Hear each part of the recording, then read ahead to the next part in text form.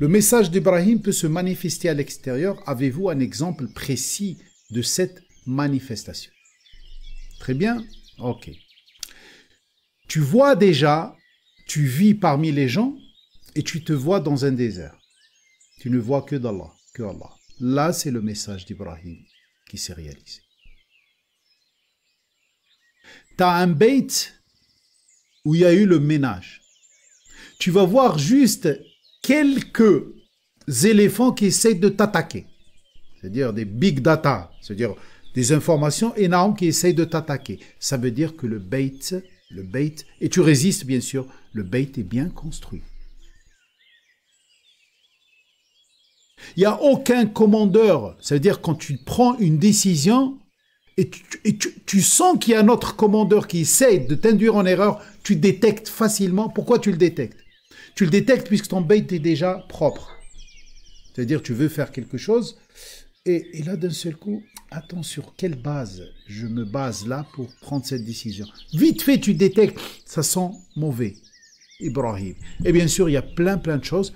Relis l'histoire d'Ibrahim et tu vas voir des merveilles dedans. Alors, le message de Marie se coupe-t-elle du monde extérieur pour se concentrer sur son combat intérieur? Merci de le rappeler, eux qui. Vous savez, Maryam, quelle était sa démarche?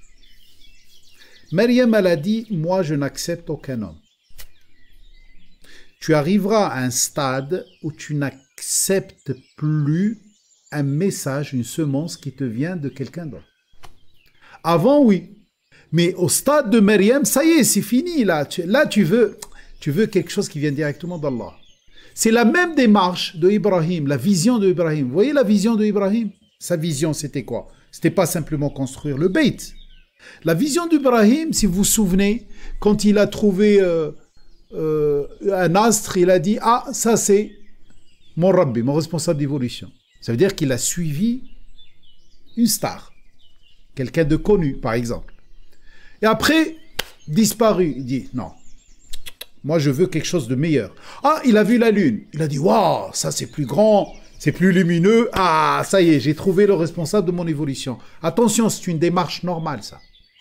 Tant que tu considères la personne comme simplement porteur de message qui te fait élever vers Allah, il n'y a aucun souci. Ah, c'est la lune. Oh, c'est plus grand. Oh, c'est parti aussi. D'un seul coup, il voit la lumière et il voit qu'elle vient d'un soleil. Et là, il dit, ah, ça, j'en suis sûr, ça y est, maintenant, j'ai connu la vérité absolue. Mais il y a eu le déclin du soleil.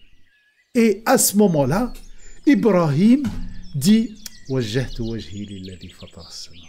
maintenant, ça y est, ma direction, c'est Allah. Quelle est cette vision de Ibrahim? Cette vision de Ibrahim, c'est que je veux, moi, je ne me limite pas à nettoyer mon beit, moi je veux m'élever. Jusqu'au jour où j'ai besoin de personne qu'Allah. C'est pour ça, Marie, elle a fait on dirait, une carapace, elle n'accepte aucun homme. L'homme, ça veut dire rajul, ça veut dire celui qui porte une semence. C'est-à-dire des idées, etc., etc. La deuxième vision d'Ibrahim, et vous m'avez entendu en 2016 parler de la vision d'Ibrahim à l'époque, quand j'étais dans le Beit, en 2016, j'ai parlé de... C'est quoi la vision d'Ibrahim? C'est-à-dire Ismaïl, hein, sacrifier son fils. Ben maintenant, vous pouvez comprendre, et je comprends, que le seul sacrifice que vous devez faire pour t'élever, c'est Isma', Isma', Isma'. Écoute, écoute, écoute et perçois le message.